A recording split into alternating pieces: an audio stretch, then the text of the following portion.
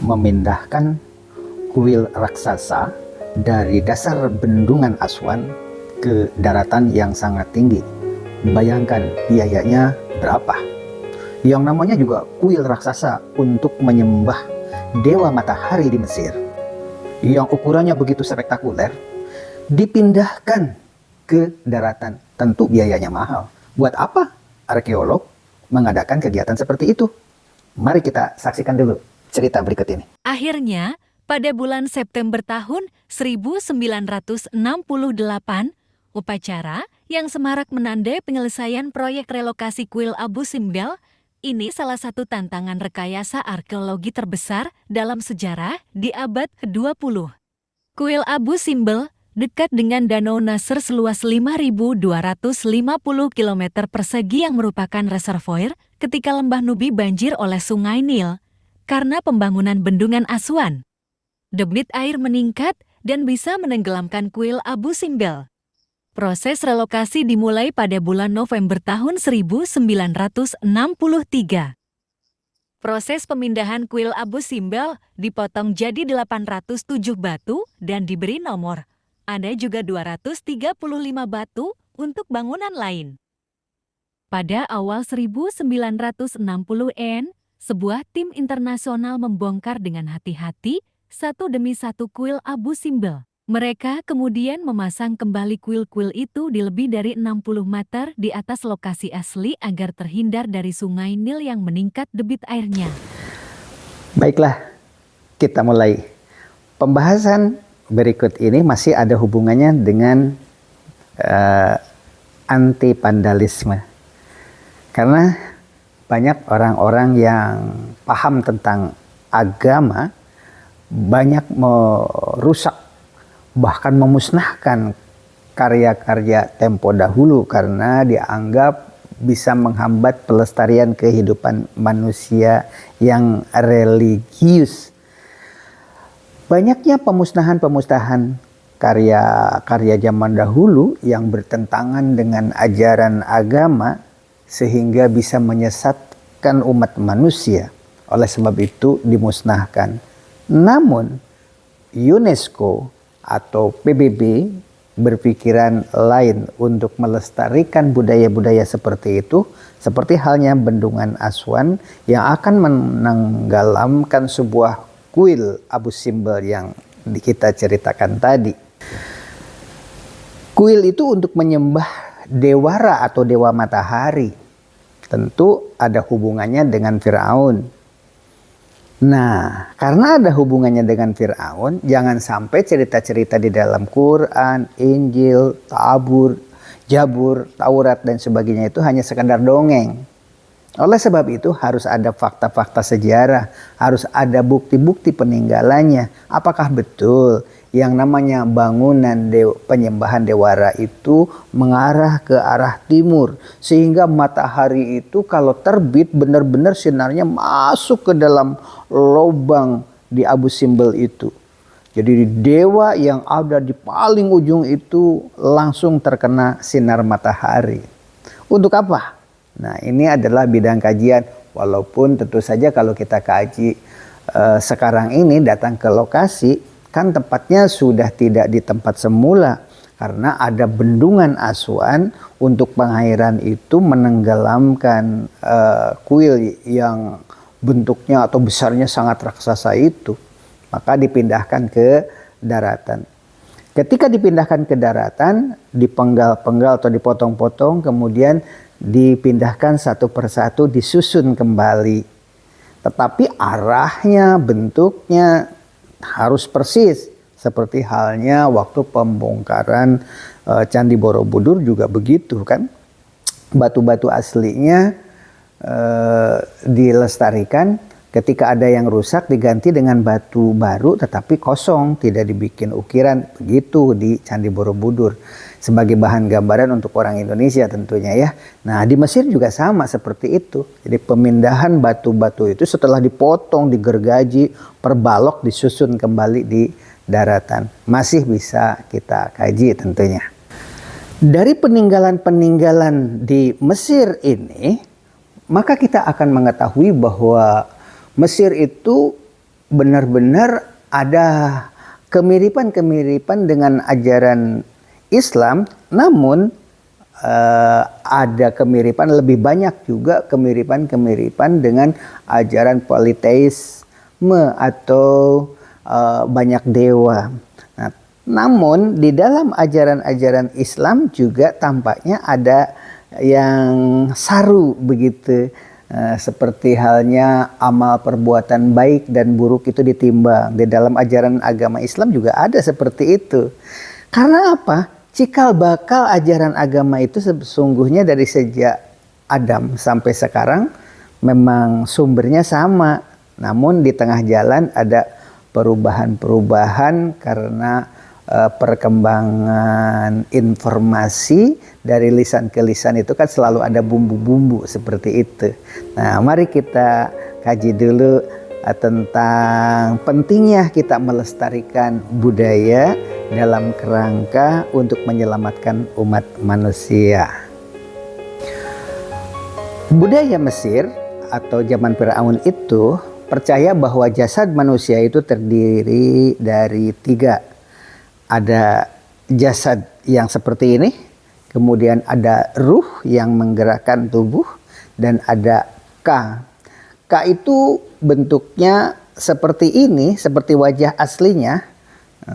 Dan kalau manusia itu jasadnya membusuk atau dibikin mumi atau rusak sekalipun, tetapi ada sosok yang hidup seperti jasad seperti ini, itulah yang namanya Ka. Nah, ini salah satu ajaran yang mungkin hampir mirip juga ya dengan ajaran Islam, di mana di dalam ajaran agama Islam juga kan ada jasad, kemudian ada ruh, dan ada juga makhluk lain yang dijelmakan sebagai kembaran kita yang hidup bersama-sama. Kalau orang yang sudah meninggal, tiba-tiba keluarganya melihat ada sosok yang persis seperti orang yang meninggal itu, seolah-olah hidup kembali. Itu sebenarnya orang yang mengerti tentang agama itu menyebutnya jin yang menjelma, bukan orang yang sudah meninggal hidup lagi begitu. Konotasi-konotasi sekarang kan sering begitu, oh dia hidup kembali begitu, padahal orang meninggal ya sudah, kalau sudah meninggal ya sudah saja begitu kan. Tetapi kenapa suka ada penampakan dan bisa terlihat oleh banyak orang? Itulah yang dimaksud dengan khodam.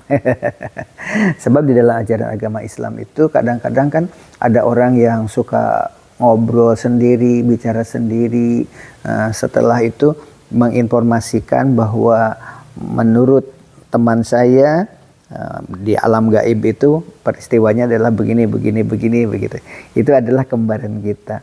Kembali kepada ajaran Mesir tadi, bahwa di dalam tubuh manusia itu ada 3, ruh, jasad, dan Ka. Nah, manusia itu akan masuk surga menurut ajaran Firaun ya. Konon menurut beliau itu manusia itu akan masuk surga kalau ruh, jasad, dan Ka itu tetap satu kesatuan, tidak bercerai-berai. Nah, roh, jasad, dan Ka itu supaya tetap satu kesatuan, maka jasadnya harus utuh, jangan rusak, maka perlu dibuat mumi. Nah, kalau jasadnya rusak, maka akan bercerai-berai. Nah, supaya dia itu masuk surga, keutuhan itu harus dijaga. Dan ada juga kemiripan-kemiripan dengan ajaran agama Islam, diantaranya bahwa di akhirat itu nanti hatinya akan ditimbang, amal baiknya, amal jeleknya, mana yang lebih baik untuk menentukan masuk surga atau neraka. Begitu juga di dalam ajaran Mesir itu banyak dewa-dewa seperti Anubis, kemudian Dewara, ada dewa-dewa yang ada hubungannya juga dengan dewa-dewa Yunani Romawi nanti ya. Karena ini kita lihat dulu deh, ini pembagian zaman ya. Kita kan selalu tahunya itu Masehi saja ya, sejak zaman Nabi Isa ya. Tapi kita bicara tentu ini adalah sebelum Masehi kan. Oleh sebab itu ini rangkaian jadwalnya dulu seperti ini ya. Pembahasannya apakah agama Hindu dulu, Hindu Buddha, atau ajaran dari Mesir kuno, begitu kan. Selama ini kan selalu mengklaim agama tertua adalah Hindu dan Buddha, padahal kan kenyataannya tidak. Nih buktinya ya, bahwa ajaran yang paling pertama itu Mesopotamia dan Mesir diantaranya yang mempengaruhi ajaran-ajaran mereka, begitu. Nah, kenapa ada kemiripan dengan ajaran Islam? Ya karena memang dari Adam dan Hawa ajaran agama itu kan sama. Oke, kita dengarkan dulu yang ini ya. Anubis dalam kepercayaan Mesir kuno dianggap sebagai dewa kematian dengan wujud kepala jakal dan badan manusia.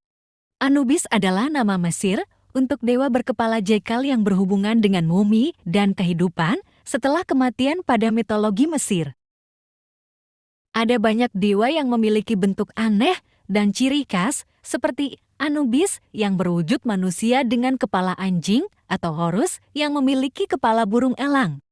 Makhluk-makhluk seperti Sphinx dan mumi juga menambahkan nuansa magis dan misterius ke dalam mitologi Mesir kuno. Mana yang lebih tua, mitologi Hindu atau mitologi Mesir? Kemunculan dua mitologi ini secara garis waktu sejarah tercatat dimulai dari kerajaan Mesir terlebih dahulu sekitar 3100 BC. Mitologi Hindu baru terkumpul di era Vedik dan tercatat lengkap setelah era Vedik berakhir sekitar 600 BC. Era umum atau Common Era C adalah salah satu sistem notasi untuk era kalender yang paling banyak dipakai di dunia. Sebelum era umum atau BCE, Before the Common Era atau Before the Current Era adalah era sebelum CE BCE dan CE adalah alternatif dari sistem BC dan AD dari era Dionysian. Isis, lebih tepatnya Dewi Isis. Isis adalah nama Yunani dan Romawi untuk Dewi Oset dalam bahasa Mesir. Beliau adalah putri dari ibu angkasa, Nut, dan bapak bumi, Geb. Saudara-saudarinya adalah Dewa Asar Osiris, Dewa Set. Dewi Nebet-Het-Neftes, suaminya adalah Dewa Asar Osiris. Dewi Isis dikatakan sebagai dewi kesuburan, kekayaan, kelimpahan, cinta, seksualitas, sihir, pengobatan, pemakaman atau mumifikasi, kematian, kebangkitan, dan masih banyak lagi aspek yang beliau miliki. Kenapa demikian? Sebab beliau adalah dewi universal. Firaun yakin bahwa Isis atau Aset adalah dewi dalam kepercayaan Mesir kuno. Ia dipuja sebagai ibu dan istri yang ideal dan juga sebagai dewi alam dan sihir. Isis merupakan sahabat bagi para budak, pendosa, tukang, dan orang yang tertekan. Ia juga mendengarkan doa-doa orang kaya, aristokrat. Dan yang paling penting adalah penyebarannya ke ajaran berikutnya seperti di Yunani, Romawi, India, dan seterusnya ya. Kita perhatikan.